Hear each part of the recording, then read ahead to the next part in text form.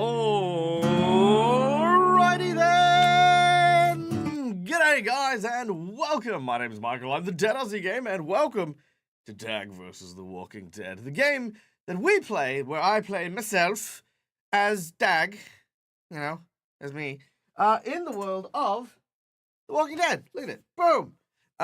This game was made by Free League Publishing, based on the comic book series and AMC TV show The Walking Dead, a zombie apocalypse horror adventure in which whenever anyone dies for whatever particular reason, they transform into a member of The Walking Dead. Zombie film, zombie stuff, but also a lot of like human political intrigue and like betrayal and human nature and all that jazz. It's a lot of fun. It's a D6 system. If you've never if you've never played any Free League Publishing games, they have a very cool system that they are continually polishing and making better. They've used it for the Aliens RPG and a ton of other things as well. Forbidden Lands I've played as well, and there's a whole bunch of them. But yeah, that's what we're doing. We're playing this game. Hold on. Grab my dice. Oh my god. Oh my god. I dropped my dice on the floor. They're everywhere. I need to pick up my Coke cans. Because my house is looking like a pigsty. What? Yeah, don't worry about it. Anyway, it's so good to see so many familiar and amazing faces. Hi there. Hello. Well, let me say hello to everyone real quick. Going from the top of my list, Schoolia, you bloody beautiful legend. Welcome in. Good to see you. With the Dancing Dinos, OG Lava Kitten in the house. Senhouse in the house as well. Good to see you guys. Wolfie Plays. Good to see you. Welcome in. Today has been chaotic and fun. I hope that you have been having a great day. My day has just started, so I'm glad it's chaotic and fun. You know, it means I'm here with you guys. It's gonna be interesting to see me deal with the lightning counter from last week. Yeah. It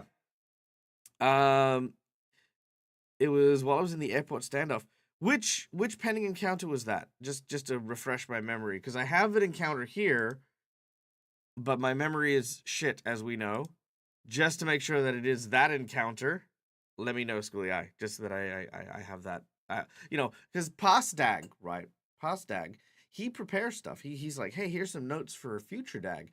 And present DAG gets to these points, and I'm like, I trust that he knows what he's doing. But also, you know, he's an idiot. Good thing Black Clover Week isn't coming here. Yeah, that's true. Thankfully, because I mean, you can't really buff these bosses. One bite and I'm fucking dead. So I mean, you know, there you go. Jennifer, good to see you. Welcome in. I hope that you are doing well as well. Con, good to see you. Great to see you in the stream. Even if you are lurking, it's always good because you earn those big old channel points that you can use for my my other games as well. Creative Garden, happy that you made it, my dear. I hope that you are having a wonderful day. Jay Spites, good to see you, my dear friend. Hope you're doing well. Votaria, also. Oh man, all the cool people are here. All the coolest people. Well, it is wonderful to see you guys. And yeah, I hope we're in for a good game. Well, I know we're in for a good game today. Before we get started, a couple of things. First of all, it's the first of the month. Okay. Oh, sorry, it's the second of the month. First of the month. And I haven't changed that, but I will change it for Monday. That's fine. So, first of all, for those of you who don't know, we hit our goal for the Gen Con fundraiser, which means I'm going to go be. I mean, I was always going to Gen Con. It's just, you know, now I can do so comfortably. Now I don't have to worry about it. It is now a done deal. So, yeah, the Gen Con stuff has come through. We've managed to hit the fundraising goal, which is amazing. So I wanted to thank everyone who participated and who helped out with that. Because, yeah, and now, I'll be going to Gen Con. I'll be doing some cool stuff. But I'm going to point out that anything that I do between now and Sunday is just going into spending and spending money, basically. My plan currently is to go from Perth to Melbourne, Melbourne to LA, LA to Texas. Then I'm going to be road tripping with a friend who will remain nameless for now because I don't know if they want to, you know, like publicly let people know about stuff. But yeah, we're going to be traveling from Texas all the way down to Gen Con, and any money that I make between now and Sunday is just going towards like visiting places and doing stuff during that particular length of the trip. It's not really a big thing, but you know, hey, it all goes towards stuff, you know, so it goes into a big pot, and it's like, this is what you have spending money. So if anyone feels like it, that's it. As of Monday, because we'll stop Monday, because, you know, it's fancy. I will be doing a different fundraiser, and this one is an event fundraiser. So similar to how we did Black Clover Week, where a kind donator donated, and we made a whole week out of the event. I'm going to be doing a sort of like a funding goal, and once that funding goal hits that certain mark, we're going to be doing an event over all of my campaigns. So that's going to be a lot of fun to see how that goes. Yeah. And then we'll be raising money after, you know, a couple of months for Europe. And that's going to be an interesting conversation because that's a documentary type thing. So, yeah. So cool. That's what's going on. That's what's happening. Thank you. This is cool. You guys are amazing. Yeah, it's very much like the Treasure Golem Mark II sort of thing. Um, but something a little less blunt instrument. Oh my god, Dag needs money to survive, and more of a hey, that was actually a really fun and cool thing. So was the zombie encounter where every one of you guys got to play a different zombie. That was kind of cool too. So I want to kind of do more stuff like that where you know it's kind of like these almost catastrophe events, which is just fun. Hey, Rough Kiwi, good to see you. Mwah, welcome in. Okay, here we go. So now, let's talk about The Walking Dead. So, the point of the game is to see how long I would potentially survive in the realm of The Walking Dead. And this, as you can see in front of me, is the character that I am playing. I've been through quite a lot. I've had a lot of interesting things happen. The way that you read this sheet, or at least the best way that you can read this sheet, is we do a lot of basic role playing like we normally do. But the abilities and skills, or the attributes and skills, are how I interact with the world. In essence, I would roll a number of d6s equal to the value or the total pool of what it is that I'm going for. Let's say I'm scouting out. So because I've got 4 wits, I would use 4 dice, and then because I have scouting of 2, I would use 2 dice. And let's say I've got a pair of binoculars. I don't, but let's say I do. I would then add a circumstance dice to this, leaving me with a total of 7 dice. However, my character is very stressed out. There's a lot of things that have been going on today, and he's just stressed. So I add 3 red dice, which are my stress dice. Now, in order to gain a success, or in order to overcome a challenge, I have to roll 6s on any of these dice. 1 success is a difficult challenge, 2 success is something unlikely, 3 is something impossible, and every margin above what I needed to get is like something extra happens. So if I need only 1 6 in order to say locate a bunker nearby, if I get 4 6s, I might find not only a bunker but a car with fuel in it. So every success is an extra thing. However, if on my stress dice I roll a 1, which is these like kind of cool little zombie hands here, these dice, by the way, come from the starter set that comes with this. If I get a zombie hand, something complicated happens. So this could be a zombie shows up. This could be the bunker is actually in the middle of a self-destruct countdown, which I wasn't aware of. Maybe it's already filled with bandits who are, you know, just using it as a means to rob people. Whatever the case is. How is it tagged that way? It shouldn't be tagged that way. I did change the tag. I will double check it, but thank you for letting me know. Oh, maybe I didn't save it. Hold on. I'll do that real quick. Anyway, so yeah, that's kind of how this game works and how this game functions. If you have any questions about the system or anything like that, please let me know, and yeah, we'll overcome it. The last thing I want to say is, of course, the fundraising element to it. Now, there is, of course, monetary donations that happen throughout the shows and the games. For this one, we have a special set of lists and things. First of all, we have the $5 reroll donation, and rerolls pretty much allow me to reroll failed checks. These are lifesavers, honestly. They've kept me alive more times than I could count. For $15, you can summon a unique walker. This can either be an emotionally scarring walker, like it could be like you find the body of a friend, or you maybe find the body of someone who died in a really tragic way. Maybe it's a gamer who starved himself to death, and you find him like there and gaunt, and his legs kind of cross-legged, but the muscles have atrophied to the point where they can't move, and that's really sad.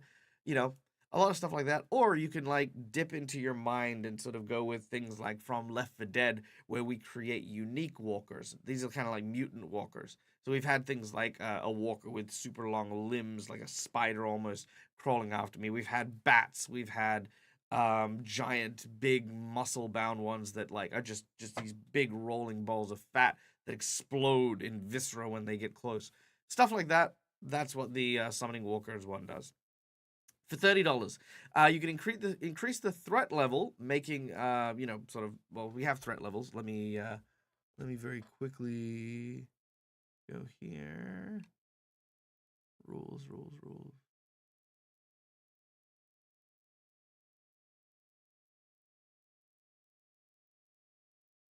Where are they? I always have a hard time finding them on the layers. There we go. Okay. Yeah, there we go. So those are the threat levels as they go. Right now we're at threat level We are at, actually, we should be at threat level 3, because there's something nearby. 1, 2, 3. There we go. Yeah, because there's something nearby. We don't know what, but something is nearby. Okay. So yeah, these are the threat levels, and you get, for $30, you get to increase it. Or for $30, you get to pick a random item, object, or thing, and instigate a scavenge, where we can actually scavenge things and pick things up that we can use for me to survive. There you go. So if you have something you wanna throw in, we've had people throw in like a family sedan. We've had people throw in a hang glider. We've got like just tons of cool stuff there. Hey, Classic Sam, good to see you. Thank you for the 22-month sub, you bloody beautiful legend. Mwah. Wonderful to see you. Hope you're doing well. And Tony! That's okay. We love you lurking as well, and I hope you and the family are doing amazing. The Twitch dice giveth 2 rerolls. Hey, thank you so much, you bloody legend, you. Boom. Kelly! I hope the little one is doing well, my dear. Good to see you. Good to see you. So yes, thank you for the reroll. And what was I doing? The donations. Yes, that's right, donations. And the last sorry, not the last donation. So throw scavenge for $30. $50, you get to design an encounter, and then we throw it into the mix. So whatever that encounter happens to be, that is what we work on. And then we have the $100 summon a walker swarm. So it basically just summons a walker swarm. Or for the $100, you can create and design your own NPC who will join me and my crew and be a part of the show from here on in. And that's kind of it. That's what we do.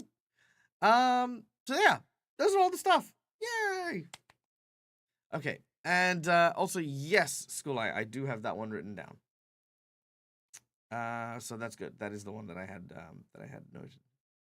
All right, so I guess without further ado, let's crack into it, shall we? Let me just whet my whistle. Cheers.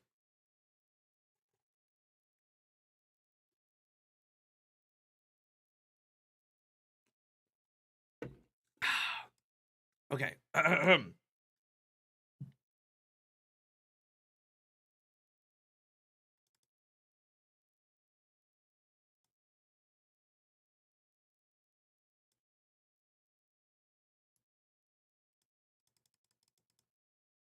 Just put this there. All right. Last time on DAG versus The Walking Dead. Oh, I forgot to hit the button. Hold on. Let me try that one more time. One more time, DAG. You can do it. You gotta nail this. This is always my most excited part of the show. Okay. Last time on DAG versus The Walking Dead. The Dead Aussie Gamer has been making his way across the Nullarbor, traveling from Perth to Sydney. Now, upon arriving in Kalgoorlie, he made friends with a convoy of people trying to make their way together and escape the encroaching zombie horde. But things were not good in paradise. During the journey, Steve,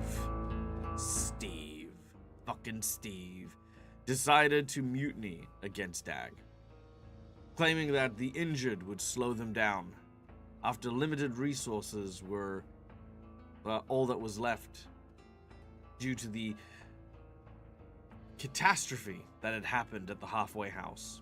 A petrol tanker exploding, the cars decimated with all the supplies. There was barely enough to get everyone to South Australia, let alone Sydney. And so Steve decided that they had to cut loose ends. DAG,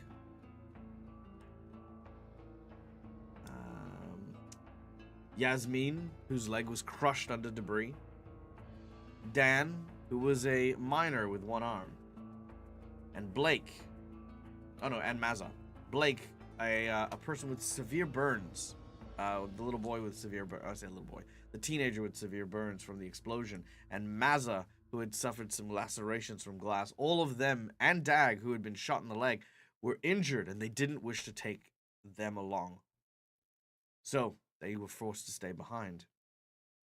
Thankfully, Eric, a kind of like a rough former drug addict, stayed behind, as well as Chad, our new wanderer friend here, as well. They stayed behind. And could someone remind me who Kelly was? Because we have Kelly as well. And I want to say I remember Kelly, but I don't. Kelly was... Hey, Raina, good to see you. She's the kid. Oh, right. Okay, yes. That's right. We also found out that when these guys left, we went to go search for supplies, and there was a little kid still in the area. And yes, she is a young woman, and she did shoot me in the leg. Yeah, and we are now helping her track down her family, which ironically was stolen. I say ironically very loosely. Her family were stolen by a gang of ruthless bandits that we've located their hideout, and we're on our way to deal with it. However, being shot in the leg is no bueno, so I'm getting healed by our dear friend Chad. But things aren't great. Chad's not a doctor. So Chad's done his darndest, which I appreciate. But the smell of blood and gunpowder has lured something to our location. And that is where we continue today's adventure.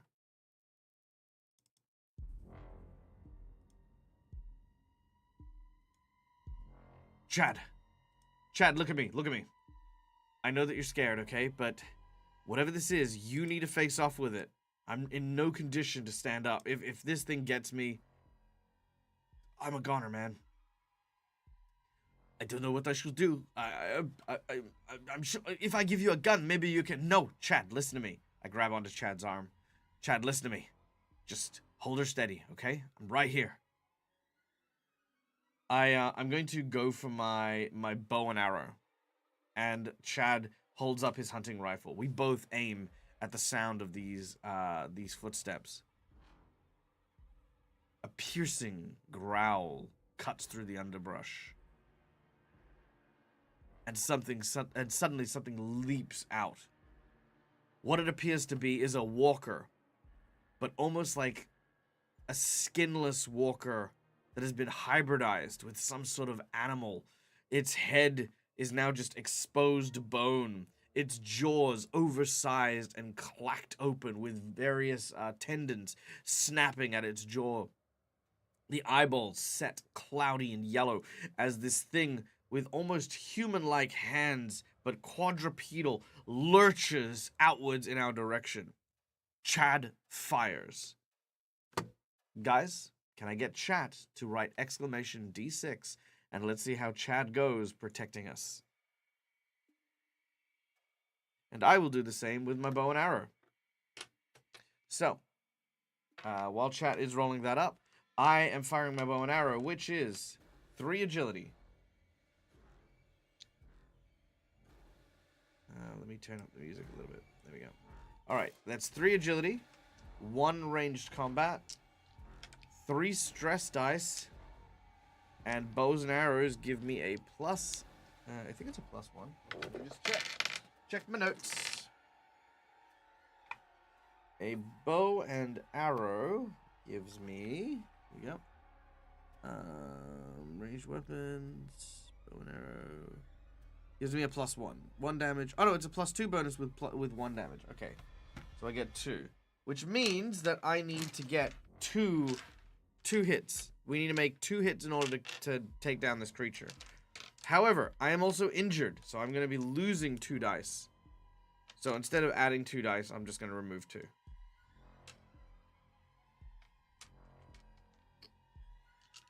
All right, here we go. Hey, thank you so much for the gifted subs. All right. Here we go. You need a guarantee win. There's no such thing as a guaranteed win. All right, let's see. So, so Schooling Eye with a 6. That's 1 hit. Jay Spites with a 1. Keeping on reading down. All right. So there might be a complication depending on how we go. So here we go. Rolling these dice. All right. Chad fires into the creature. That's a 4. It's a 4. That's a 4. Come on. Give me something good. That's another 4. I'm not even kidding. The same odds of getting 4 4s in a row. Could have gotten 4 6s. Didn't want to do it. All right. A 3. A 3. And a 5. So no hits. So Chad, out of just sheer surprise, as he fires, manages to wing the creature on its side, but he wasn't aiming. He was just looking straight at this creature. Panic staying in his eyes, sweat dripping from his face.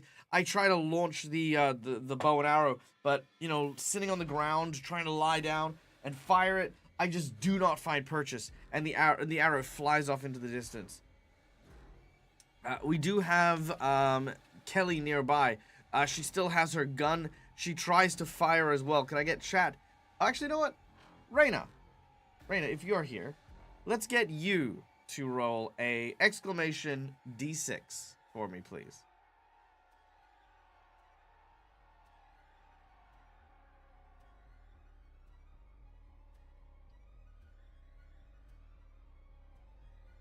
Thank you, Reyna. You are a godsend. I'm so glad that you're here. So, as Kelly pulls out the gun and tries to shoot, unfortunately, she does not aim for me, but she manages to shoot Chad Chaddington in the back of the leg. As bang, the bullet goes off. This was not intentional. She is definitely shocked at the look of this, as Chad winces at the shot in his leg. This, however, does pull his gun downward as the creature lunges. Let's do a flip, shall we? The do or die. All right. The creature is going to lunge at Chad, and Chad is going to fend it off and give us another round of fighting. Die, it is going to go for me, and I'm going to have to make an agility roll to avoid being torn apart. So, let's see how we go. 3, 2, 1.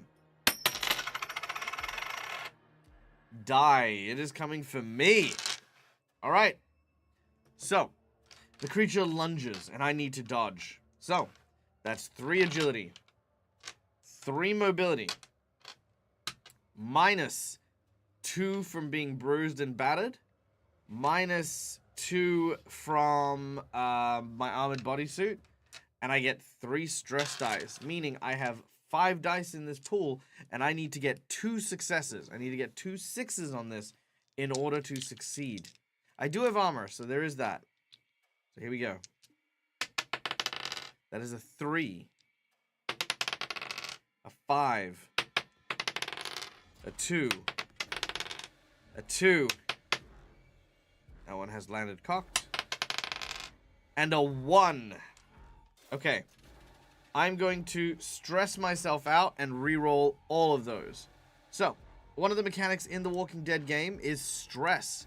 The more stressed you are, the worse things get, etc, etc, etc. In this particular case, I'm going to add a stress. God damn, this music is stressing me out. I'm going to add a stress in order to re-roll all my failed saves. Now, I could use re-rolls, but I don't think it's going to be enough. I think I need the extra help from all of my dice rolls. So, let me just save that real quick and share it with the chat so that you guys can see this. There we go. All right, extra stress added. Done. So that is now the same roll, but with an extra stress dice. Okay, here we go. 4. 6. That's 1 success. I need 1 more. 1. Fuck. 2. 2. 5. I'm going to use one of my dice re-rolls from chat to re-roll the 1, because I don't need complications here. Reyna woke up this morning and chose violence. Okay. Hey, DM Stretch, tell all of your players that I said hello. Fuck! I rolled a 1 and replaced it with a 1 on my reroll. Okay. Well, guys, you know what this means. So, the creature is going to lunge at me. It is going to deal 2 points of damage. It would have done 3, but I made 1 success. So it's only going to do 2 points of damage. Now, I need to roll 6 dice. And this will reduce it by however much damage I roll 6s on. Okay, here we go. So, that is a 1, a 5, a 4, 5, a 4, and a 5. I'm going to use my last reroll. Because this could be it. This could be the end. This could be the final moments of the Dead Aussie Gamer in DAG versus The Walking Dead. Shortest stream I've ever run.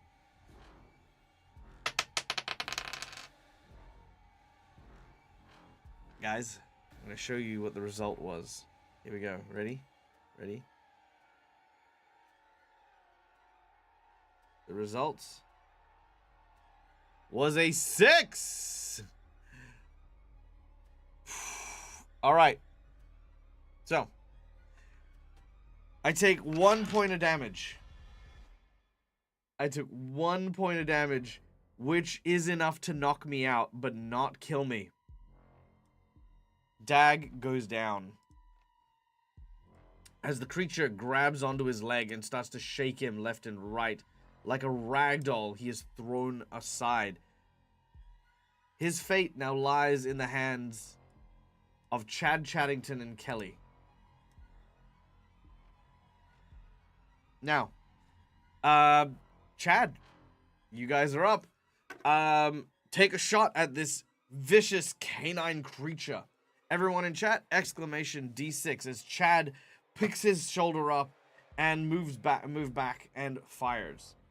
Yeah, DAG is broken and only able to crawl to cover, which I can't do while it's mauling me. Alright, Schoolie with another 6. Fuck, Schoolie is on the ball. And Tony with another 6. Looking down. Cass with a 1. That's okay, though.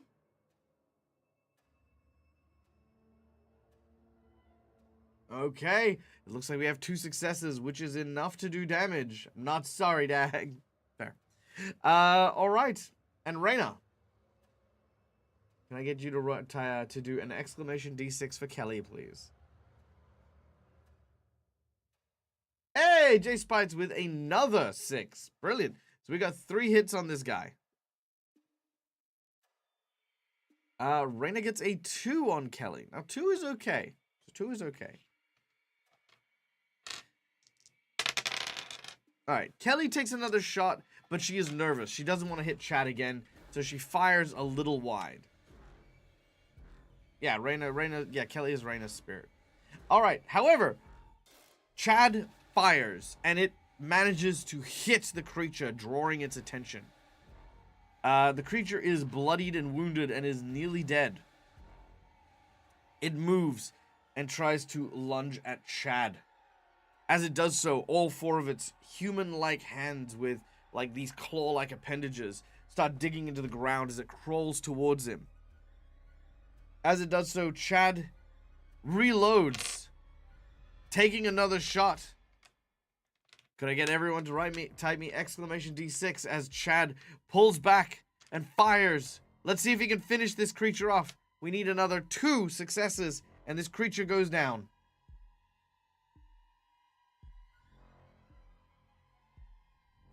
Alright, we have Jay Spites with a 6. Jennifer with a 6. But we have Cass. And we have... Who's the other one? I saw it earlier on. Cass and Dead Like Me with 1s. Okay. Alright. No worries. Bye. Have fun, Raina. I'll probably raid into you guys and see you guys later. Mwah. Alright. The gunshot fires. As it does so, it hits the shoulder of the creature. It is not enough to kill it, but the creature lunges at Chad. As it does so, Chad manages to get his gun up and place it in its mouth before it is able to bite down. It clamps onto the hunting rifle. I'm going to say that the jaws of this creature are strong enough that it will destroy the hunting rifle by chewing on it.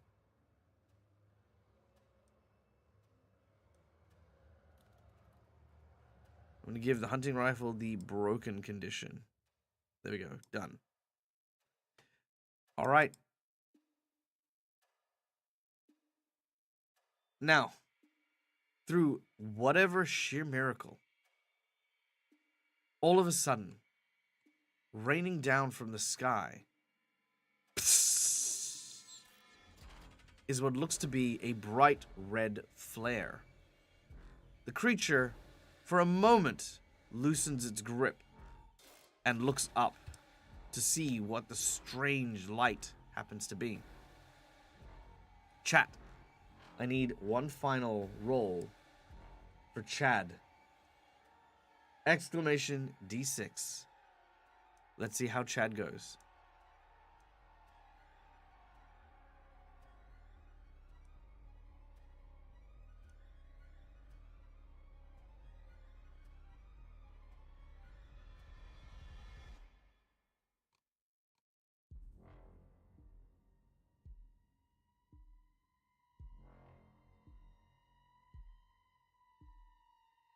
I'm just adding the broken condition.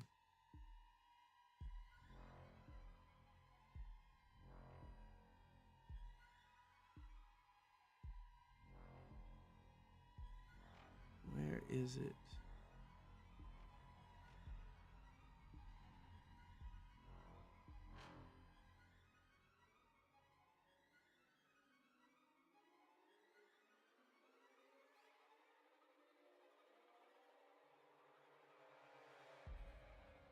There it is. Boom. Okay, done. All right. Hey, there we go. Well, good to see you. We are being attacked by a giant dog person zombie. Probably the best way to say it. All right, let's have a look. The result is 6. 6. Dang. You guys are rolling hot today.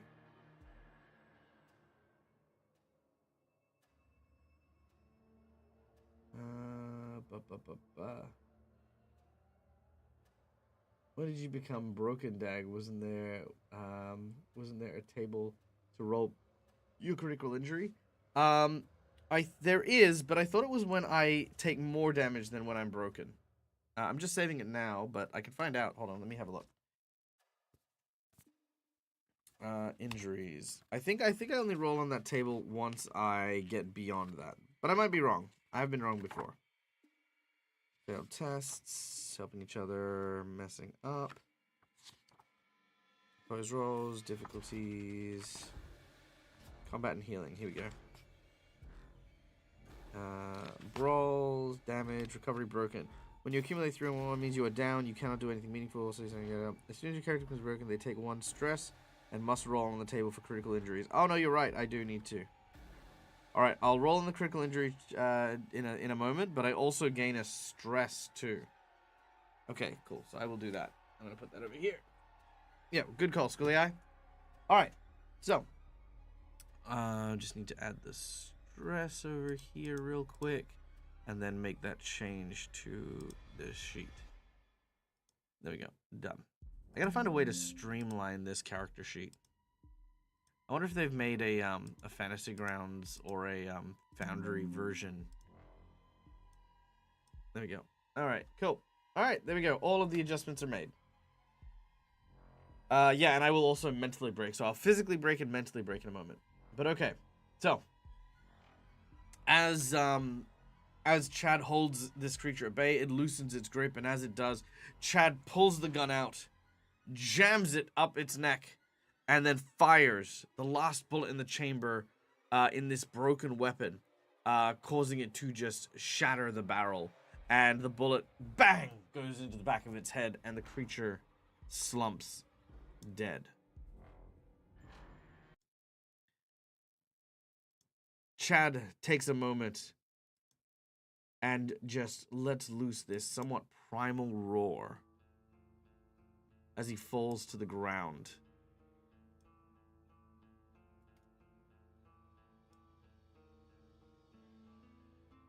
Kelly rushes over. Blood is leaking from the back of Chad's leg. This was a shit show. But further up ahead, that red flare that distracted the creature seems to be indicating a landing zone. The sound of a large aircraft can be heard in the distance. A military drop. It seems to be somewhere between here and where the bandits' hideout is. The race is on. If we wanted to, we could rest up, try and heal, and then make our way. Or we could try and force ourselves, push ourselves to try and get those supplies before the bandits do. So guys, what do we do? Do we rest up and heal? Or do we try and rush the supplies? Don't let Kelly shoot weapons? Yeah, I'd definitely be confiscating her weapon. Let's make a poll, shall we? Let's do a poll. Manage poll. Airdrop. Rush. Race to supplies. Stay and heal. Send Eric and Kelly solo together.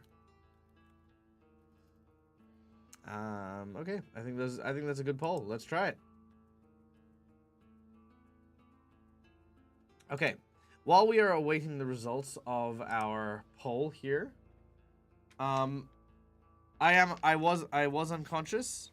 I am very injured, and I am not going to rush anywhere. It's more they'll be kind of dragging me or carrying me over to there, if that is the rush option. We're all gonna, and same thing with the others, is everyone's gonna kind of be helping each other out. All right, so let's find out how critical are my injuries. Here we go.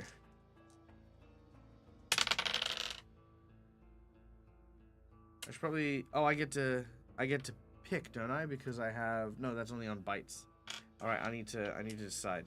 So 10s and 1s. Okay, I got it. So I got a 26. No, not again. I have a crushed foot. I feel like I've had that before. So yep, I've crushed my foot. Didn't I have crushed foot before? I feel like I did. Okay, it is non-lethal. The penalty is a -2. And the recovery time is days.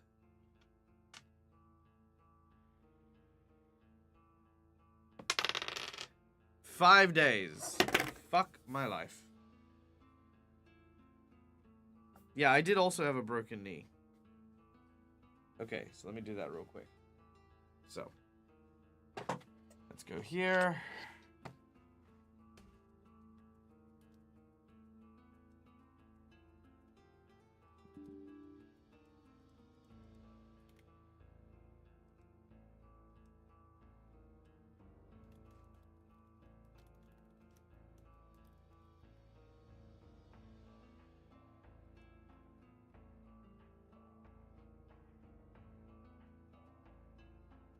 Okay, crushed foot for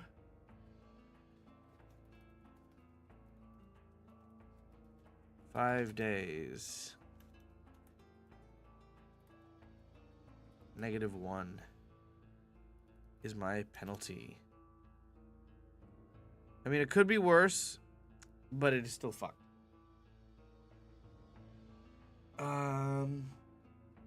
Back at the hospital, I got the foot brace. Yeah, I did. Yeah, I remember that. I had a crushed foot when I was running down the train track. Yeah, you're right. That's when I got that. Fuck. Yeah, so I've crushed my... I mean, let's say it's the same foot. Let's say I've just exacerbated the injury. Yeah, it's a re-injury. Yeah, as Creative Garden says. Yeah, I'm kind of imagining the same thing. Like it hasn't fully... Like, it's healed enough for me to do stuff, but it hasn't, like, fully healed. Alright. Which then brings us to my mental trauma. Let's see how we go with mental trauma. Mental trauma, yeah, yeah. Okay. So when I stress myself out...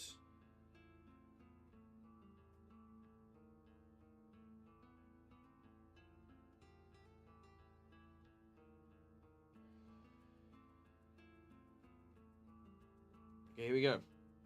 So... I roll a d6. Chat, you can roll this d6 for me. First in, best dressed. Roll a d6.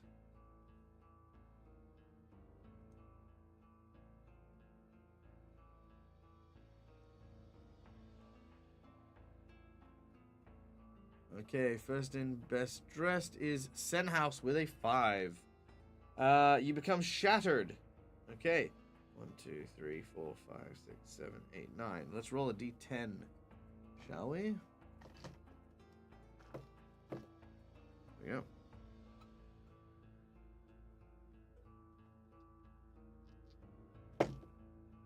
That is a 5.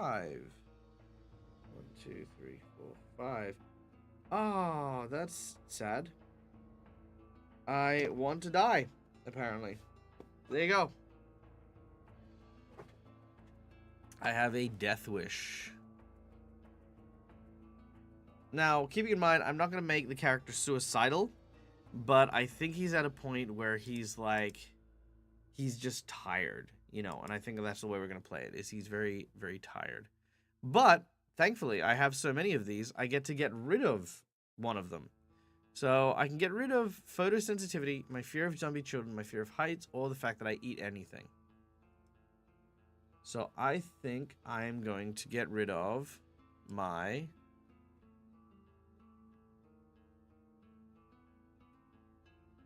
I'm going to get rid of my fear of heights. No. Actually, you know what? Let's get rid of my fear of zombie children. I mean, the zombie children are, you know, frightening. But I think after everything I've been through, especially with, like, the wild, like, monstrous zombies, I'm thinking I'll actually be okay with the zombies now, with those zombies. But I definitely want to get rid of I want to die, because that's not a thing I would condone on surviving as long as you can.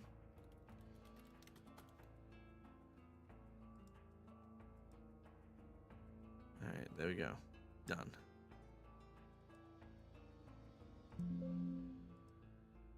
Alright, just save that for you guys. Alright. Shattered mentality. And broken body. Yeah, basically throw myself into danger. Eat anything I can. Yeah, I gotta get shattered again to get rid of my death wish. Which is ironic, given that I stress very little, apparently. Okay. So there's no threat here. Okay, so the call on the Walking Dead poll was that we're gonna send Kelly and Eric. Alright. DAG moves over and says, we need to get back to the others. Come on. Chad sort of tries to stand, but again, his leg being shot. I'm going to try my own medicine check. See if I can help him out. 5 stress dice. Oh. 3 empathy, 1 medicine. And I have the medical kit, so I got an extra 1. Okay, 1 success. So, treating his bullet wound is not as hard. I know how to treat bullet wounds a little bit, so yes, he is treated. Which at least gives him enough strength to take us back to the others. Now, as DAG arrives, and they can see scratch marks on his chest, they can see, you know, Chad limping with bandages around.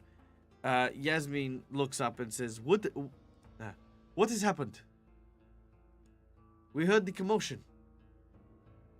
Yeah, look, it was one of the crazy walker things. But look, we need to talk. That light in the distance. It's some supplies. Might be everything we need to maybe get one of these vehicles started. But me and Chad, we can't go and do it. Neither can Yaz and Mazza. We're all too injured. Eric, Kelly, it's gonna be up to you guys. Kelly speaks up. I can't. What if the bandits are going after it? Oh, I guarantee they will. But we can't take that risk. If they get those supplies, they're as good as gone. We said we'd try and help you get your parents together, and we've got plenty of supplies to hunker down and plan a proper attack of the compound. But if they get those supplies, we may not live to be able to do stuff. Eric speaks up. Oh, but look, I know that what you're saying makes sense, but what if we encounter them while we're there? They could kill us. Yeah, that's true. That's a risk we take. Look, if you guys don't want to do it, then I'll do it. As I go to stand, I fall back down. Chad grabs onto me. I am using this as a bit of a manipulation. So, empathy, 3. Leadership, 2. And 5 stress dice.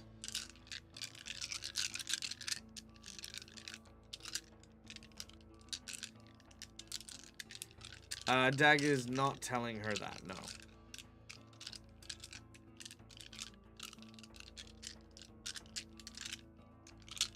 DAG is absolutely not telling her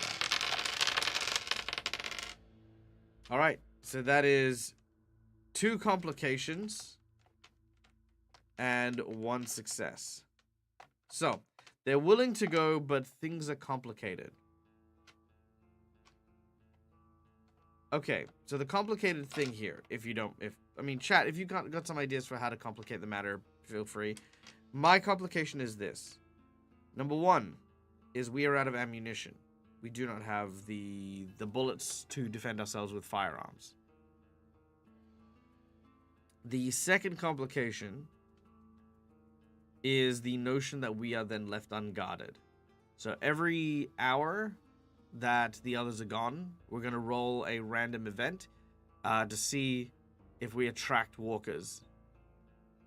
Oh, Eric is starting to suffer from withdrawal. That's a good one. That is a good one. That is a good one. Bandits get there first, but they find a box on the side. Well, sorry, the complication has to be here in terms of convincing them to leave, not so much further down the track.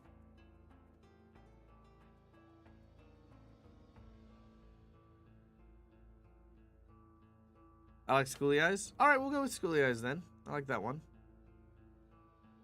We are at the UPS truck, yeah. If we use the UPS truck, it'll make too much noise. Okay, so I'm gonna go with he's going through withdrawal symptoms and the lack of ammunition. Those are the 2 that I'll go with. Okay, so with no more ammunition for the hunting rifle or the pistol, I am going to give and there's no bow and arrow. There's no arrows for the bow and arrow because we are out of ammo. I will give one of them my dice flail. So for those of you who don't know what my dice flail is, I have these. When we started this game, I had I could grab anything from my actual house to add it to my equipment, and I've actually got these, which are very heavy, spiky metal dice that I basically put into like a sock kind of thing, and I've been using that as a bludgeoning weapon, which honestly just is a weapon in and of itself. So I'm gonna give them my dice flail. I'm not giving them my sword. I'm keeping my sword. And I will give them. I'll give them the wind-up flashlight. I say if you need to signal us at all, if anything, just flash the light. Once for you know, everything's okay, it's fine. Do this if you've, you know, signaled distress and then everything's okay now. 2 flashes, there's something wrong. 3 flashes, you need immediate help. Okay, those are the signals. 1 is all green, but only do that if you're, you know, if you've already signaled the other 2. And then, yeah, you're okay, but you're in danger, and then you're in danger and you need help. Okay. They are not certain, but they begin to move. They head down into the, we'll say down. They head further into where the nullarbor bush stretches out towards this light, moving quickly. Both of them, being completely uninjured, make good time. Exclamation D6, and let's see if they get there before the bandits do.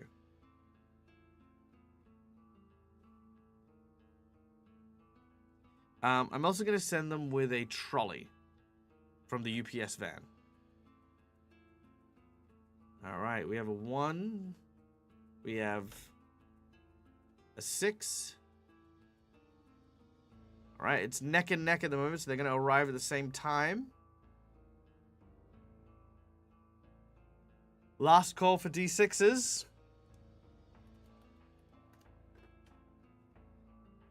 Oh, hey, never mind. I got the D6 there. Boom! They will get there a little earlier.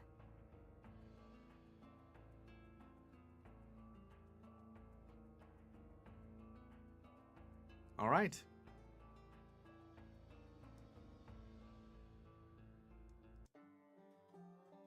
That's not the one I want.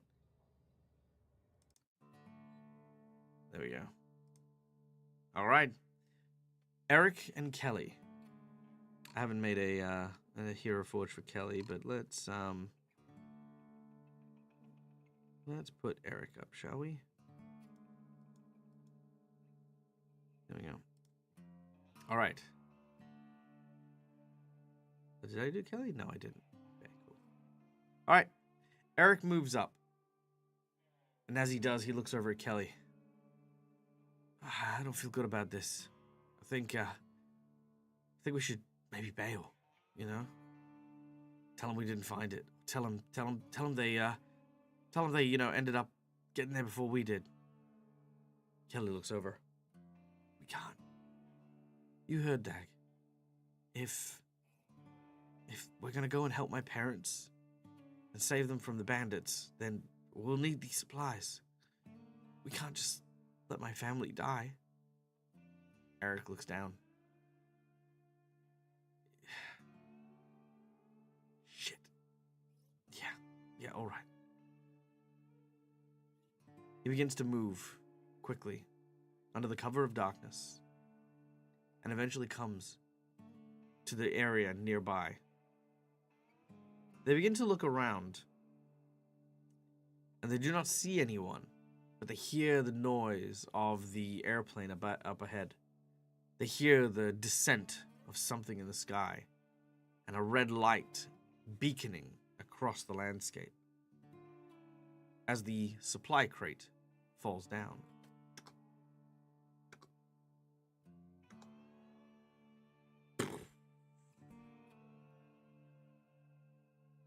The crate lands heavily and hard, and as it does so, the two of them immediately rush for it. All right. There should be a scavenge bonus from stream elements lined up. Yes, I believe I saw that earlier on. Let's see, who offered us the lovely and amazing scavenge check? Sorry, I need to find a way for it to get saved or not just get lost in everything. Let me pull that up. If you are in chat, let your name be known if you have donated for the scavenge check. Otherwise, I will pull up your name.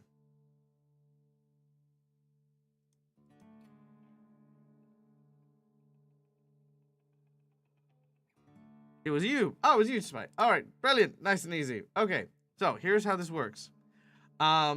Firstly, J Spites, you get to pick any item of your choice, and you get to, and I'll just get it. It's in the crate. It's there and ready to go. Then everyone in chat rolls me a d6, and then we add them together and we scavenge. However, because we are getting it from a loot box, anyone who donates for the scavenge check will get to give 2 items of their choice. These can be literally anything. This can be from, well, anything that's like not a vehicle, you know, like something that could fit in like a large shipping container kind of thing. Because we are at a military thing, J Spites, you will get 2 items. And anyone who donates the $30 for the scavenge will also be able to provide 2 items of their choice. Again, this can be anything. This could be a radio connected to the military. This could be like, again, some assault rifles. This could be, it can be everything except, like, you know, a cure for the zombie thing, right? But yeah, anything at all. And then we do some dice rolls. I need a foot brace. It's fair. All right. So exclamation D6. And, J Spites, let us know what your 2 items happen to be. Let me pull out the scavenge. Is that on the... Is there a scavenge list on here? I hope it is. Let's have a look here. Walker's wounds, Walker's things, Walker attacks. No, this doesn't have a scavenge list. That's okay. Alright, let me pull out the scavenge list.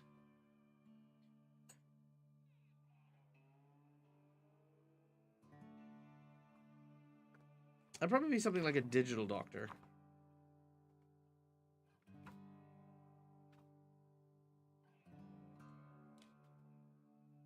Alright, let's have a look.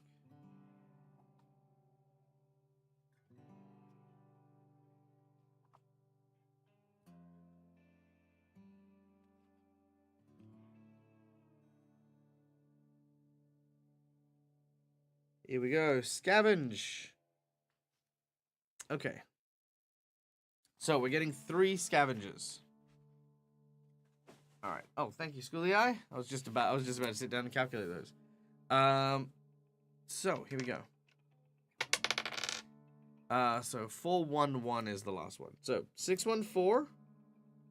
We find 614. A hammer. Okay. I'm gonna write this down here.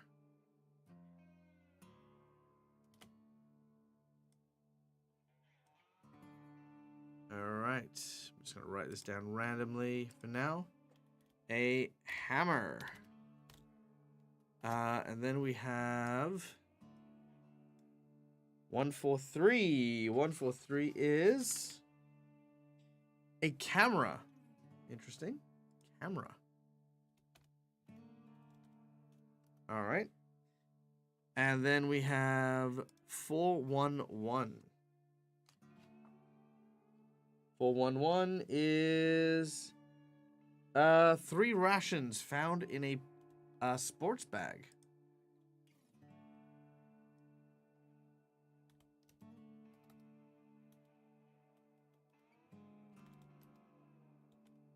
All right. Nice. And a semi-auto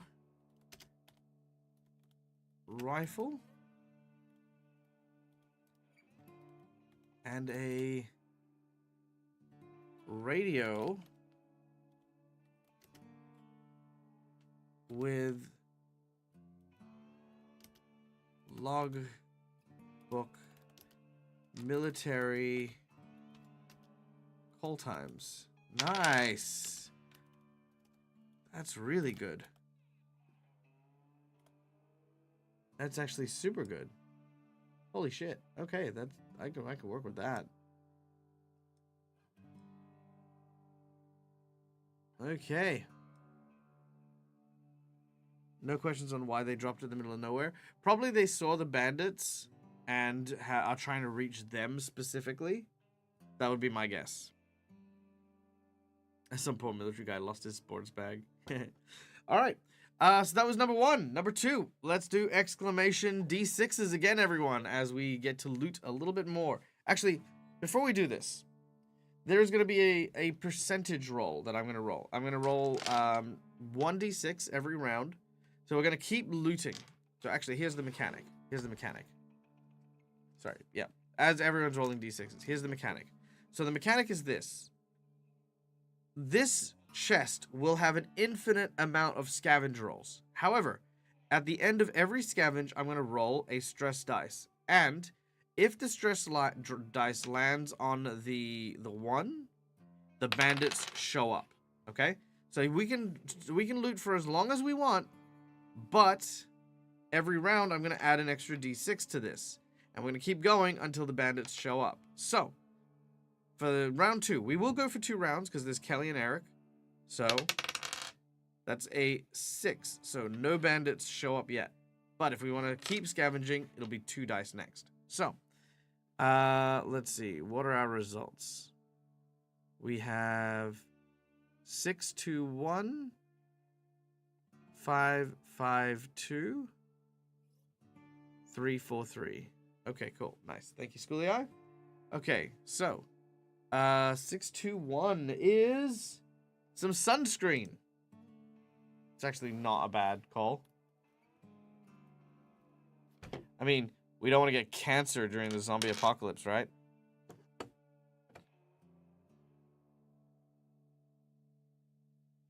All right. And then we have 552, which is a big axe. All right, that's pretty good. And 343. 2 more rations. And this is some curry, some like instant curry.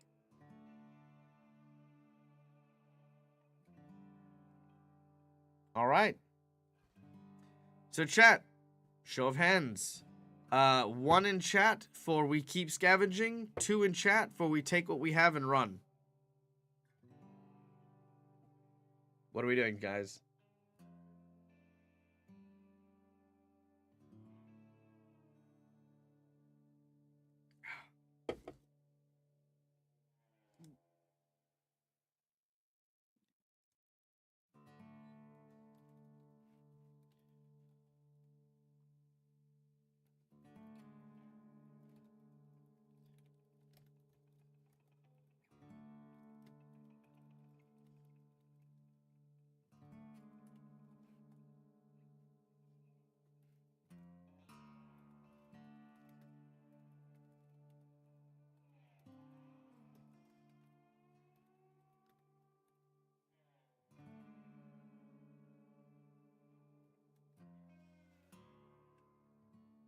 Okay.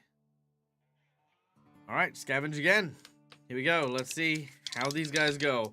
Do we get discovered by bandits? That's a 3. And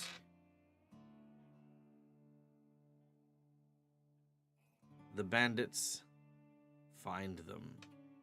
Okay.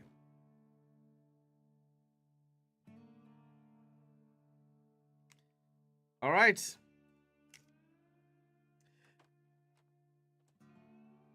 So.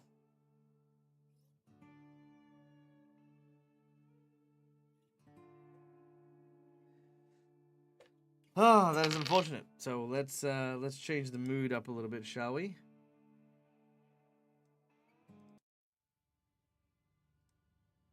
As the 2 of them just are amazed with how much stuff is here, they continue to load up the wagons. Exclamation D6. Let's see if they notice the bandits approaching.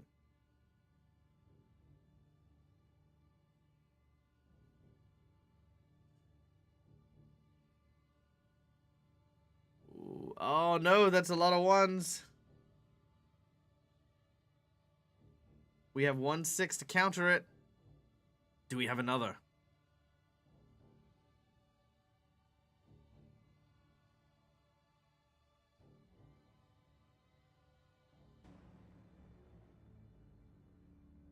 All right. Okay, chat. We're going to make the hardest poll that we've ever done.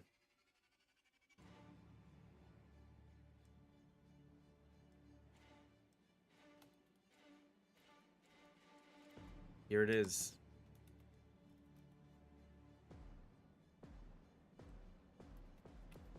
Our first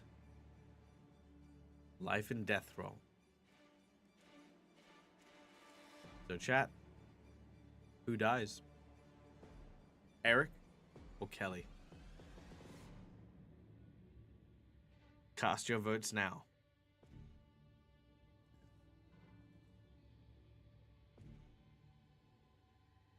Kelly, a young woman who we've just found in search of her parents. Eric, a man on the path of redemption, currently going through withdrawals for alcoholism. It is a close poll at the moment. Your vote can make all the difference.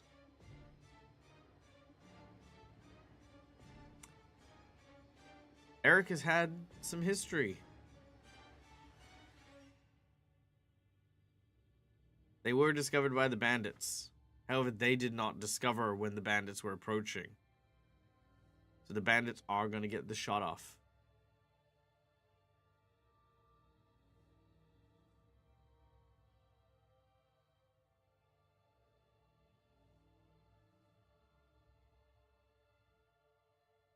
Oh, Bandicoot. Sorry, I should have probably also mentioned we DAG and Chad managed to find her parents who did not make it, unfortunately.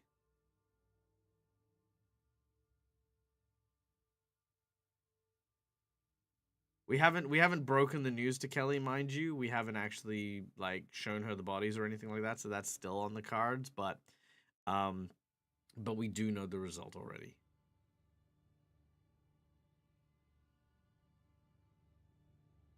All right. Man, the tie is strong.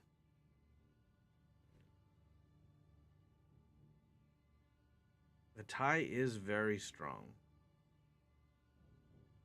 Do I have to flip a coin for this? All right. If there's no more votes coming in, I'm gonna end the poll here.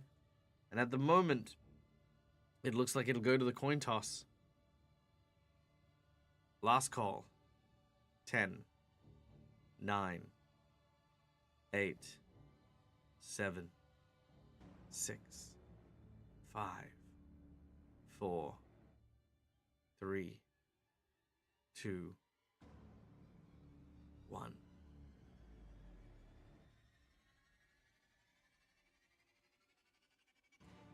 All right.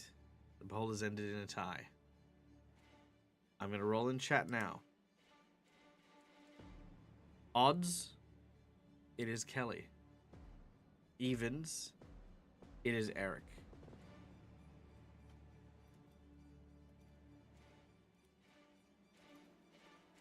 All right, here we go.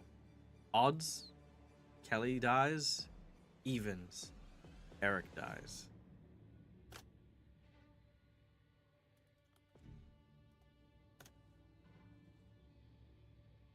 All right. It is what it is. As Eric and Kelly begin to rummage around, entirely focused on what they're doing, there is a loud bang that resonates in the dark. A flash of light. And suddenly Kelly drops to the side. Eric, with a goofy grin still on his face, watches as that visage falls from his eyes, and he shouts.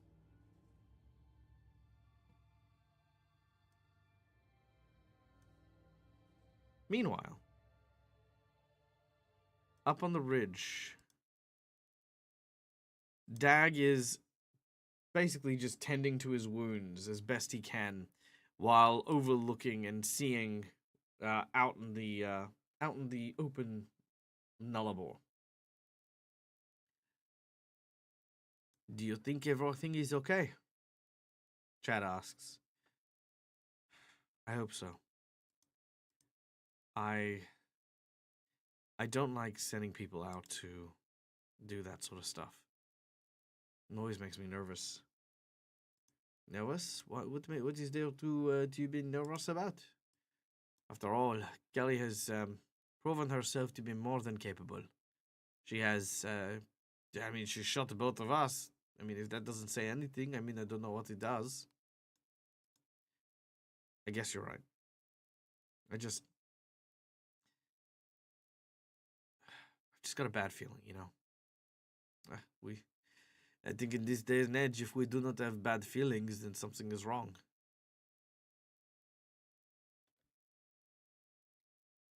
Oh yeah, Dag. You got a second? The voice is Mazza, the rather rough bushman that we encountered earlier on. Yeah, Maz, what's up? Look, I just want to say, I appreciate you staying around. I think my kids did the right thing, and I'm glad that you pushed them. But look, I ain't ready to call it quits yet. I've got an idea. Yeah, what's up? Look, these bandit folks, they don't stay around here. No way. There's not enough food and water. They have to have a supply run. Either people come to them, or people leave. I reckon that if we keep our eye on it, we'd be able to maybe find ourselves a ride, if you know what I mean. It's actually really smart, Maz. I mean, there's only really one road here. Road Smode. They're not going to take the roads. Not when they know that there's only one way in and out. That's an easy way for an ambush. Look, I know that up north there's probably about 4 or 5 kilometers. There's a large watering hole. I reckon that's where they'd be stacking up. Plenty of water, plenty of ways to grow some crops and the like. They might have a farm that they do some basic work in. In the morning, I think we should check it out. Yeah, it's a great idea. It's a great idea. Mazza, lowers his glasses and he's like, you're saying that there's a lot of great ideas here, but you're not really talking to me, mate. Oh, sorry, Maz. Look, I do think it's worth checking out, but I'm just really worried about the others. Yeah, no, I get you, mate. Don't worry about it. I'll have a think about it and get back to you in the morning. Yeah, thanks, man.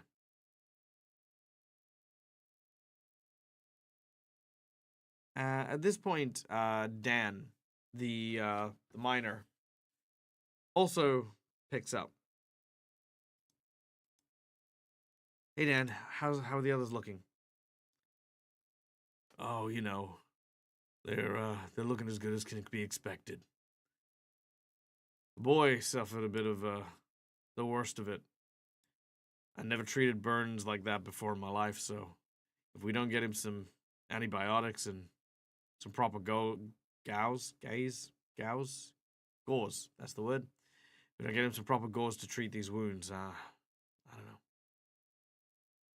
And what about Yelena? Yeah, not Yelena. What's her name? Her name is Yasmin.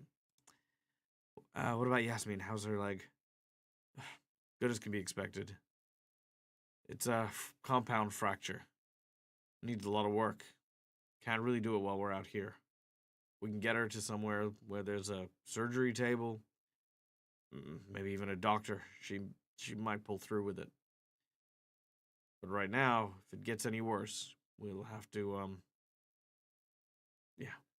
yeah, okay. I get you. Yeah, thanks, Dad. Look, I just want to say this because I know you. You can't keep throwing yourself into the harm's way just because, I don't know, you got some idea of being some kind of end-of-world hero.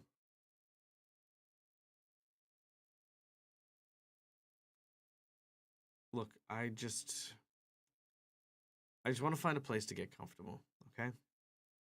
And I just don't want to be leaving people behind. It's not my way. It's not what I do. I just need time. We've lost a lot.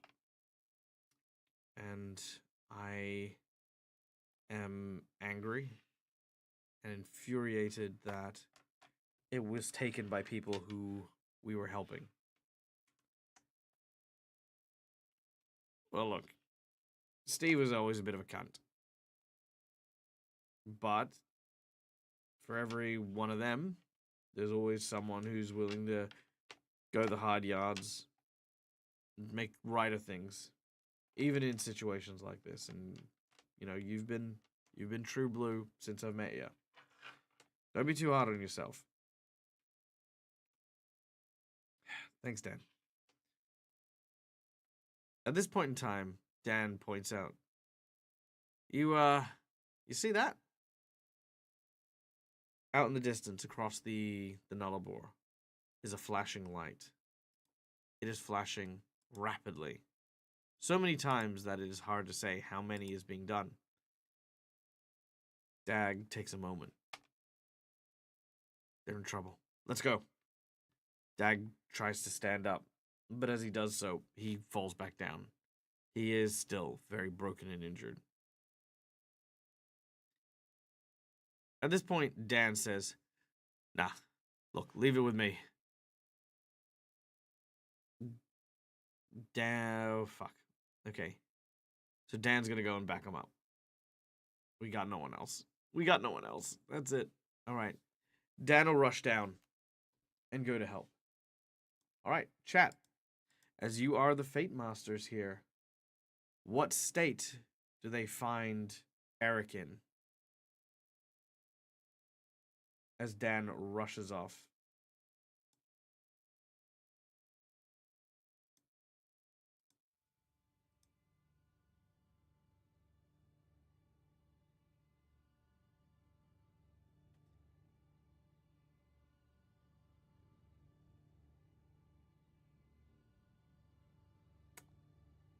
Crawling, dragging the cart.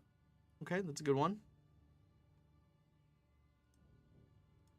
Crawling behind, dragging the cart from behind him.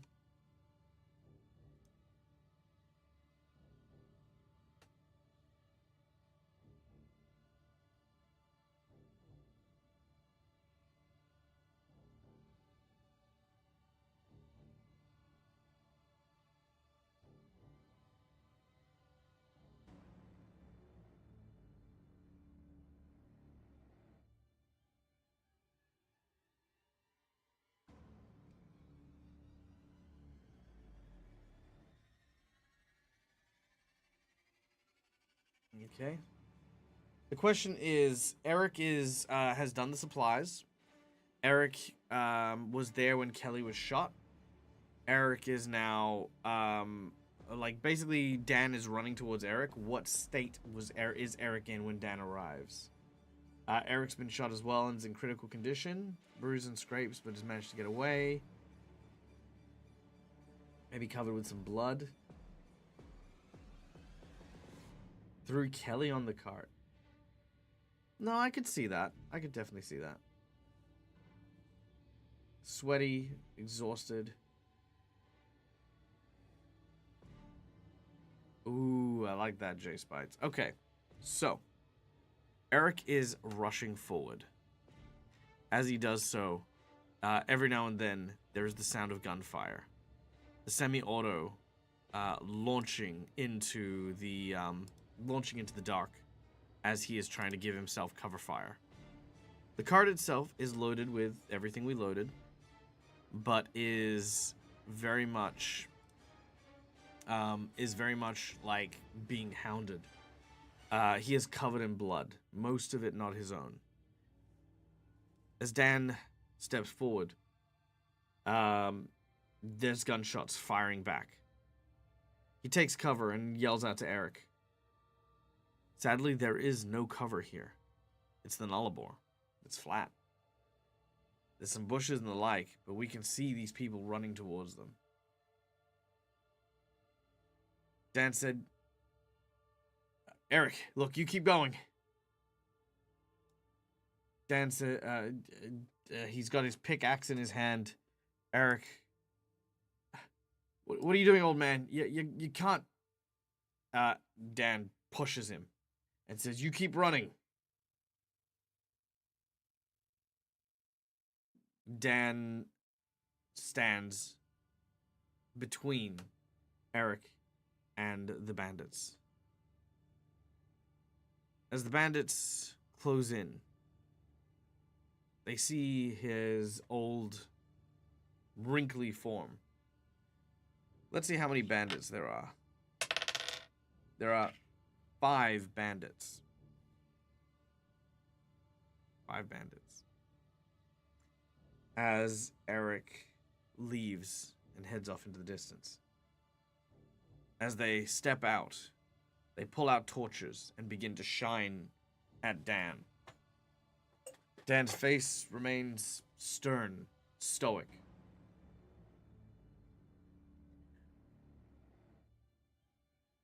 Well, boys, would you look at this? We have ourselves a bit of a cat and mouse game going on. But this... oh, this don't look like no mouse I've ever seen. Nah, those are the eyes of a shark. Right, mates? They start to laugh and cackle. Dan says, you ain't getting past here. Not on my life. Not on your life. You hear that? Oh, come now. You've got to value your life a lot more than that, me old son. After all, where's our fun if you're not struggling to live? They begin to aim guns.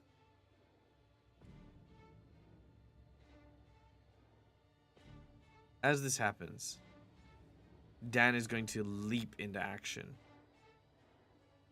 I need chat to roll D6s for Dan in what could possibly be Dan's final stand. As I said, there are 5 of these guys, so we need 5 successes.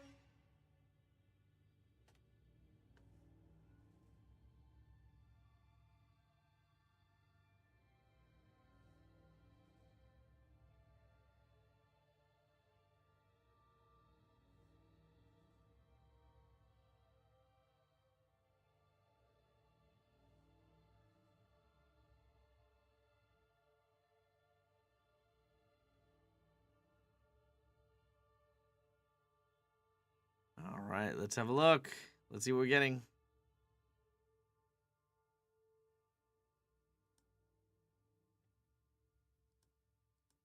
Alright. Divine Intervention. Well, alright, Divine Intervention. I'll give everyone another D6 roll. So we will double his odds. Alright, let's throw out some more D6s, shall we? So we've got 1 success, 2 success. So we need 3 more successes.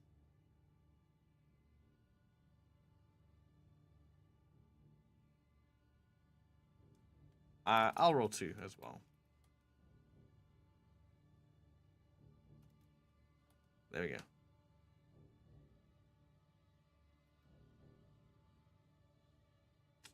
Oh, that's not great. All right. So we need 3 more successes. Okay. I will use a reroll. I'm going to use one of my reroll tokens from my donation, and everyone can have 1 more reroll. The ones won't count because he is not stressed.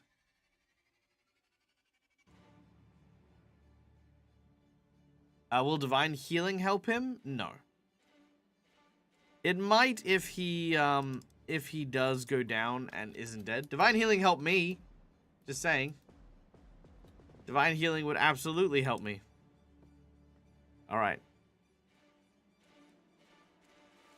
That's our third one. We have 2 more. If we can get 2 more successes, Dan will wipe them out. 1 more. 1 more success. That's all we need.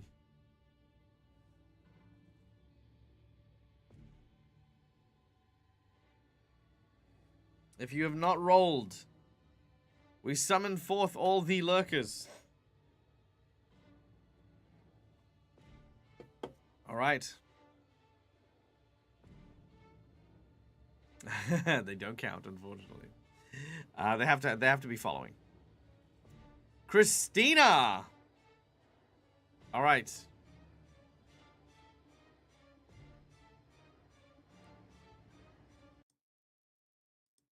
So.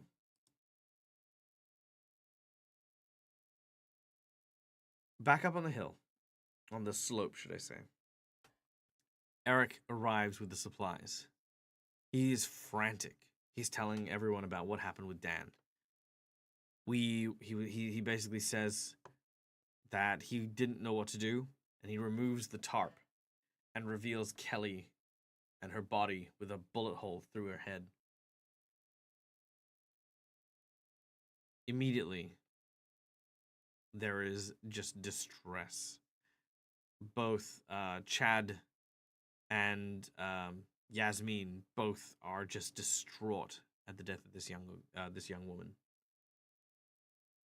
Eric then starts like kind of going off to a corner. He's still got the assault rifle over his body. DAG will go over very slowly and take it off him, mostly because he's stressed and, you know, I don't want to leave someone with live ammunition kind of shaking and shivering, you know. I grab hold of the assault rifle and put it to one side. I'm like, Dan, what happened to Dan? Eric shakes his head. He says, Dan stayed behind. He got me clear. But I think the old man's. We can hear the sound of gunshots in the dark nearby. They go for a while before silencing. Dad closes his eyes. Fuck.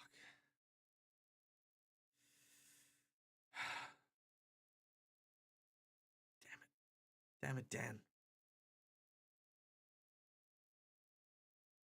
I immediately try to get everyone to load up the UPS truck. As they do so, there's a voice that breaks through the sounds of everyone packing the UPS truck up. Dag. Oh shit. I immediately look around and head towards Blake. Blake's covered in burn marks, but also bandages as best he can. I very carefully grab onto his hand where there isn't burn marks. And I say, Blake, you with us? It hurts everywhere. Yeah, I know, kid.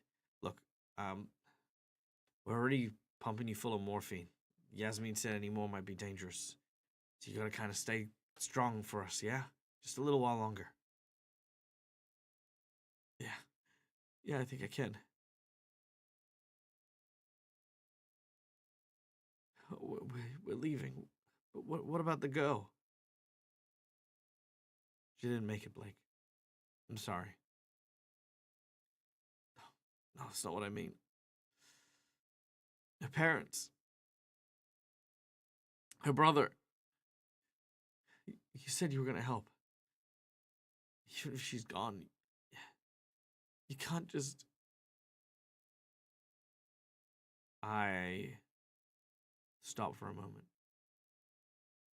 I look at us, how injured we are. We don't know if her brother's still alive, man. I don't know if we can...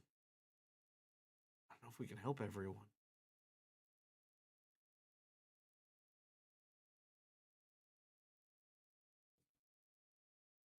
He tries to sit up.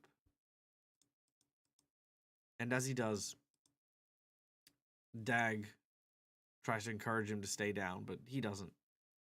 He looks him in the eye and says, "You're right. Not everyone can be helped. I'm going to ask anyway. Can we? Is there something we can do? Keep losing people, and I just want to.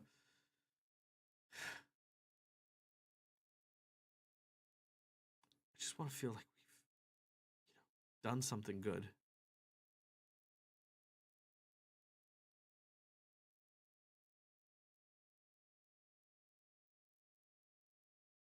Okay. All right. Fine.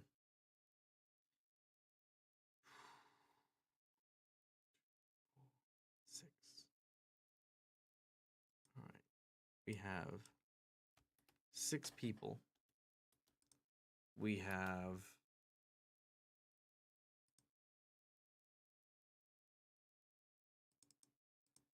we have 44 days worth of rations. So that means in total we have about a week's worth of food and drinks. All right. Okay. We lay low. We hide the UPS truck. We ride out the week. Okay? We do that. Get ourselves up to a fighting force. And we try to help our brother. We have some meds. We've got a few things. But our biggest risk is you, Blake. Without antibiotics, your wounds will probably get infected. Are you sure you want to do this? All right, chat. Last poll of the evening.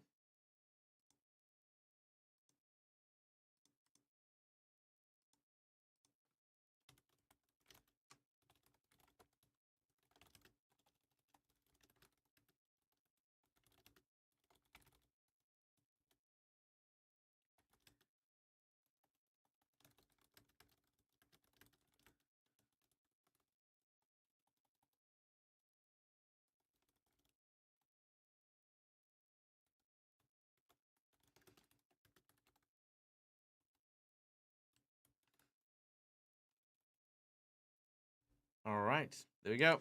The poll is up. Dan has not returned yet. No.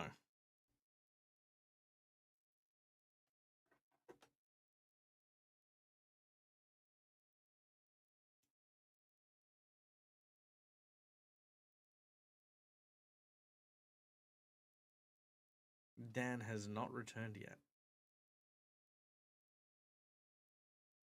All right. What is Blake's choice here?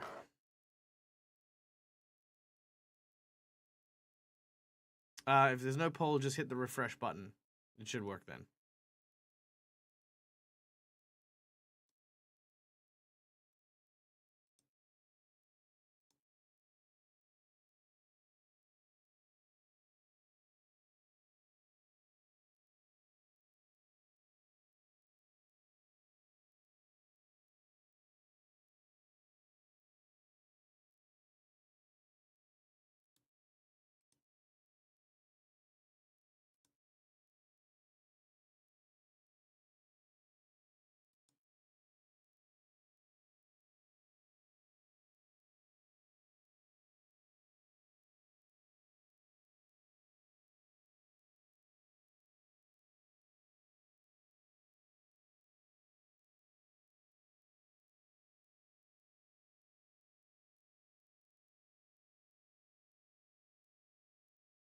Okay, here we go.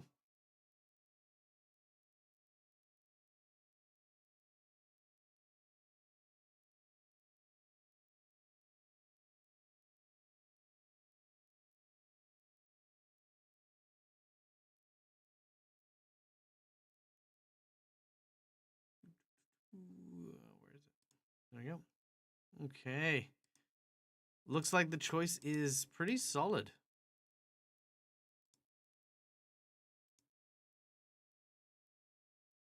Leave and get meds, wait a week, and suffer a rush in. Okay. Who wants to save Kelly's brother? That's true. I mean, look, Blake, honestly, we know Blake. We don't know what's the deal with the brother.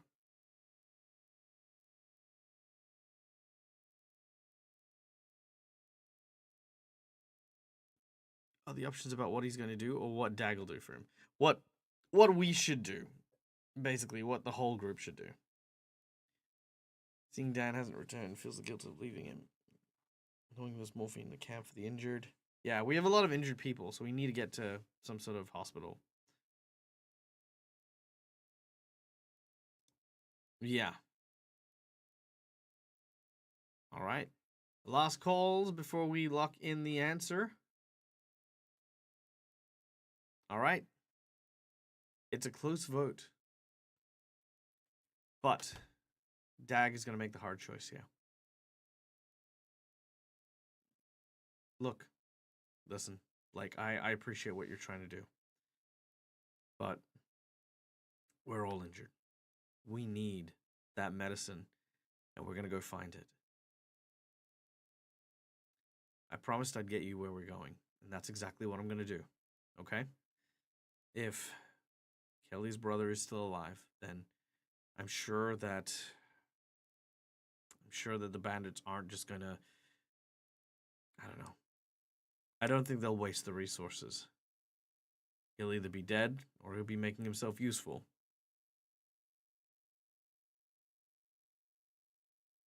But a bunch of dead, grown-ass men aren't going to help. So, let's get moving. Guys, gather what we can. We're going to keep heading out. Now, looking at where we're at,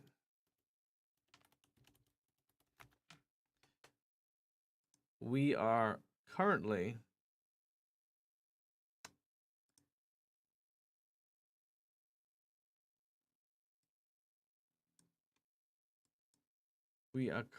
in Baladonia.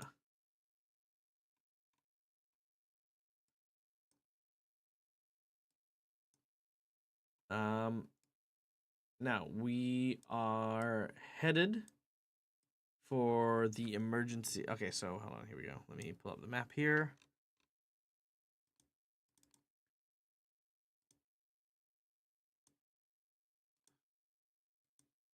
There we go. Okay, so there's our map. So we were at the Baladonia Hotel, which was over here. This is the thing that exploded. Okay, specifically that tanker. We then went to... Okay, so the Northgate camp is where the bandits are. So that's where the bandits were. And we kind of like had our skirmish over here-ish. We are now heading towards the airbase, which is the emergency airstrip, to see if we can find... You'd made it a bit further. Yeah. So we're, roughly... Yeah, we'd made it roughly to about here-ish. We hadn't gone too far. Oh, did we actually get to the airport, actually? Oh, we made it to the airport, so we were at the airport. Oh, so we were actually here. Okay. All right. Cool. Good to know. All right, I wasn't sure if we made it or not. Okay, so, which means the next lair. So we're back on Baladonia. Oh yeah, that's where Steve drew guns on me. Yeah, I remember now. Okay, so we're now heading onto the strait.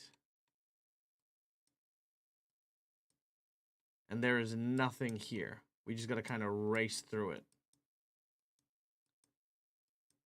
And where is the next thing?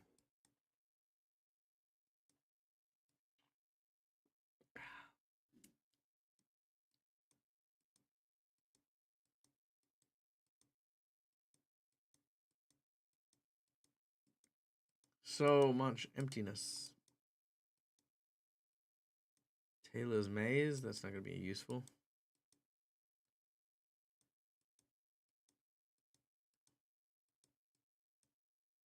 The Memorial, that's not going to be good. Off-road camp, Baxter's Rest. That is not got anything. It's just a restroom.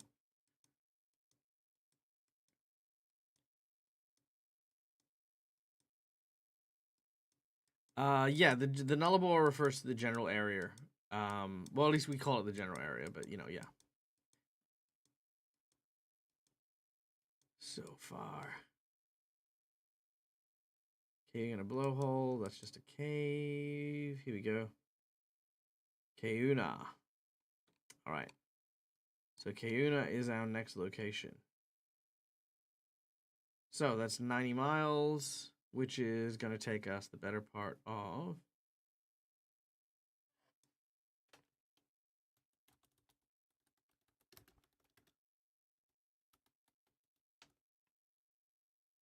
what's it called?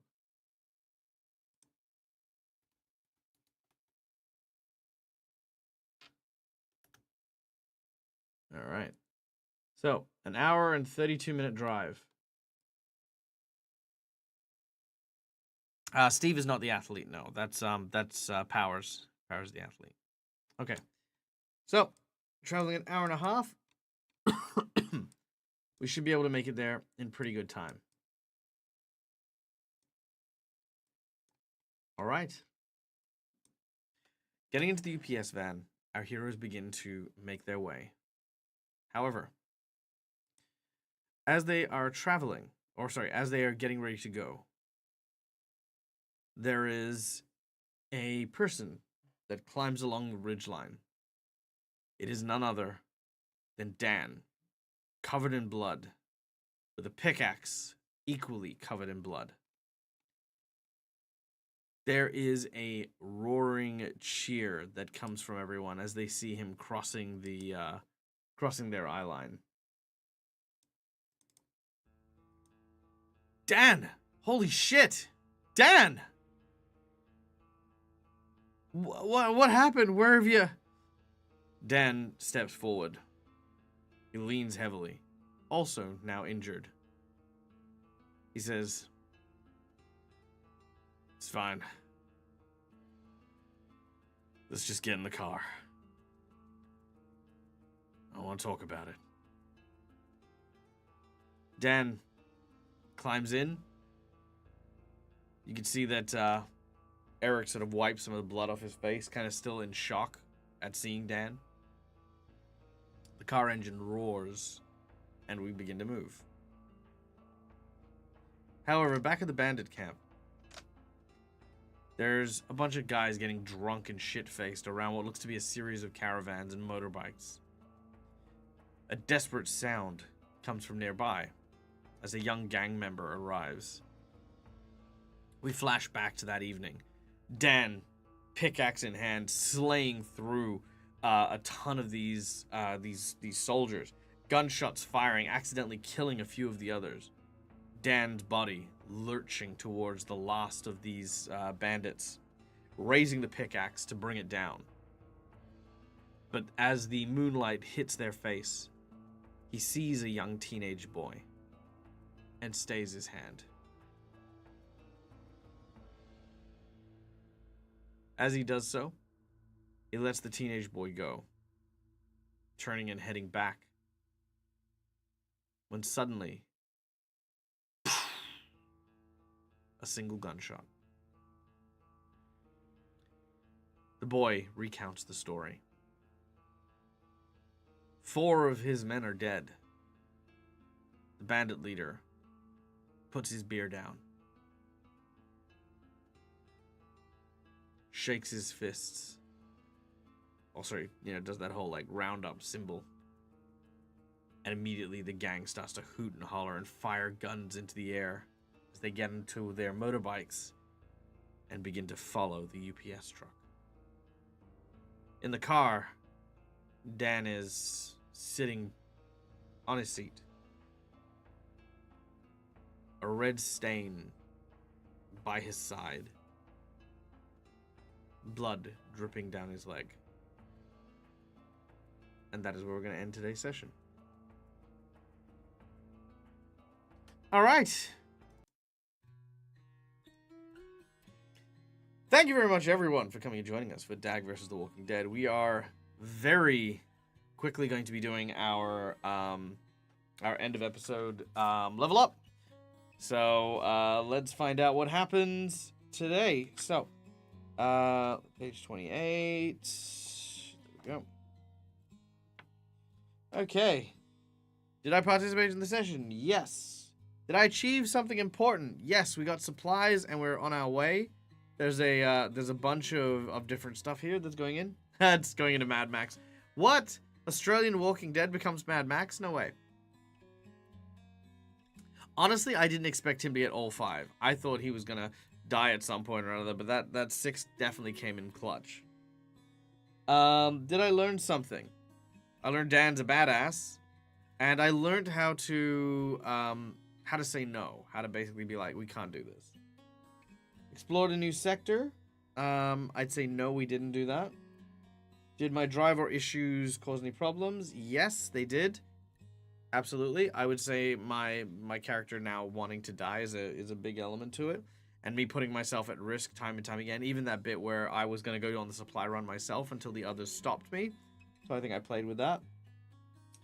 And did I hold a dearly departed? Yes. Which is the monologue to, you know, do a thing. Okay. So that would be 5. 5 points. That's okay. Cass will be heading over to the Grouch Couch in a second as well. So, with 5 XP, that brings us to 14, which means we get a talent or we get a skill increase. I don't think there was any talents that I really wanted.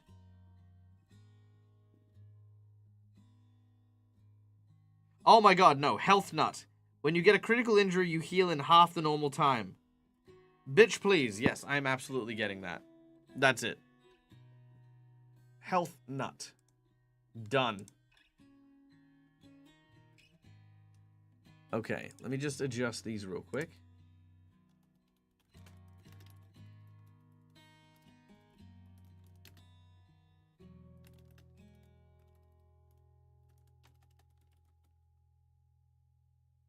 Ugh, that's gonna be so good.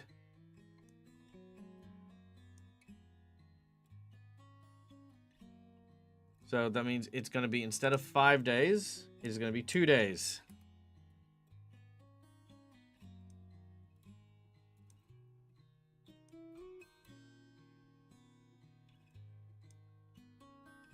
Nice, love that. Okay. The next morning, I will I will uninjure. I will de-stress by a little bit. My experience, so I've spent 10. I had 14, which means I should have 4 remaining XP to use next time.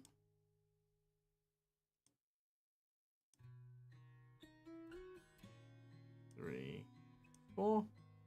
Did I do anything heroic? I don't think I did anything really heroic. I did a lot of sensible stuff, so there's that. Okay.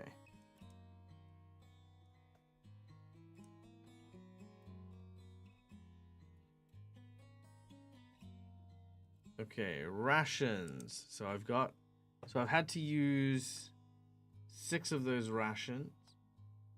So I've in total lost 1 ration because I found some stuff there.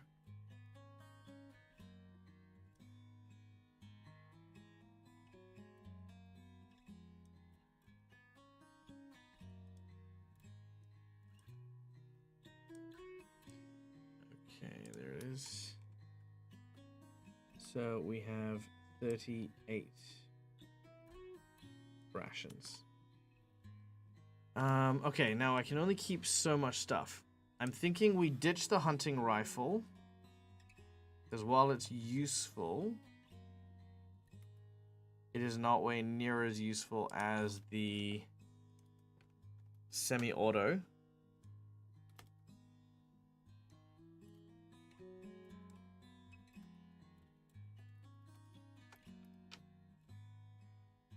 Okay. Semi-auto rifle. Let's have a look. What does the semi-auto give me? I heroically didn't eat anyone. That's true. I mean, maybe I'll eat Kelly. We'll find out. I'm teasing. I'm not gonna eat Kelly. So that's an assault rifle.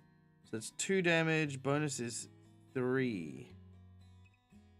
Yeah, 2 damage. Bonus is 3. Okay.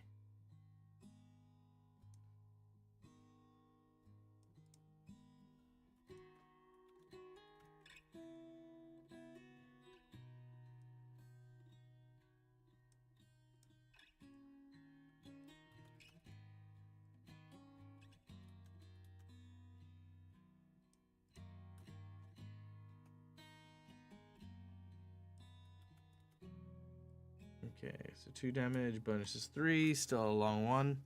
So we've added that one there. I think we'll keep the big axe, but I think we'll give the big axe to one of the others. So I'm just gonna write down here. We'll give big axe to Eric.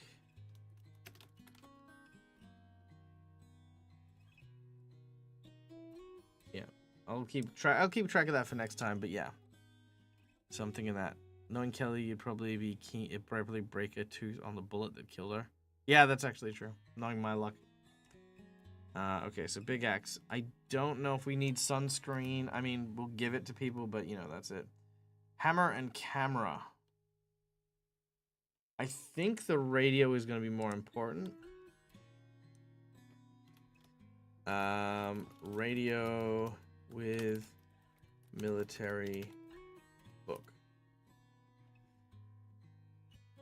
Okay, so we've added the radio in. And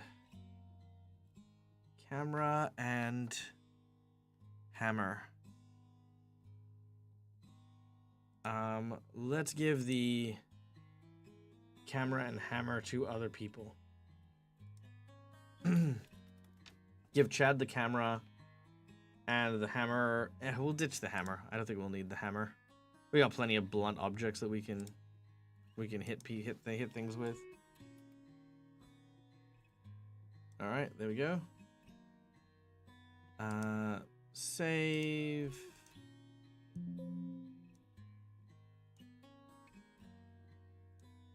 All right, there it is. New updated character sheets. Nice. Go. So we have all the stuff there. Fantastic. Look at that. And we survived another day. So we are now on day 14. We've survived 2 weeks. That is fucking amazing. Take that, Mom.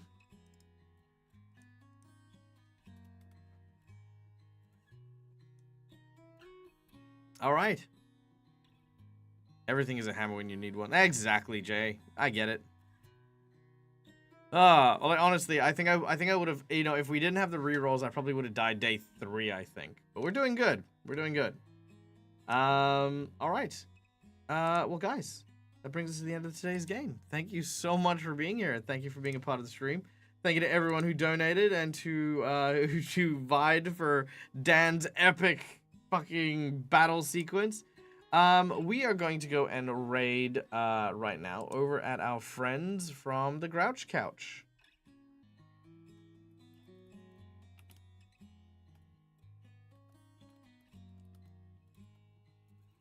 There we go. It is the Grouch Couch. Okay. So we're going to go raid onto these lovely human beings. All right. So guys, thank you so much for joining us. My name is Michael. I'm the Dead Aussie Gamer. This is my place. This is my face. You can find it here a number of times during the week. You bloody beautiful legends, you. Until we meet again, which will be tomorrow, where I will be featuring on Jillian Foxglove's channel. Check out the Discord and stuff for more info on that. Where I will be revising the role of Professor Barnes. That's right, a Tyrannosaurus Rex time-traveling creature who is going to be playing in an Eberron setting. and it is going to be our dear friend Gillian's first attempt at being a game master, so I can't wait to play with those amazing people. Till we meet again, as always, from us to you, game hard or die trying. Good night, folks!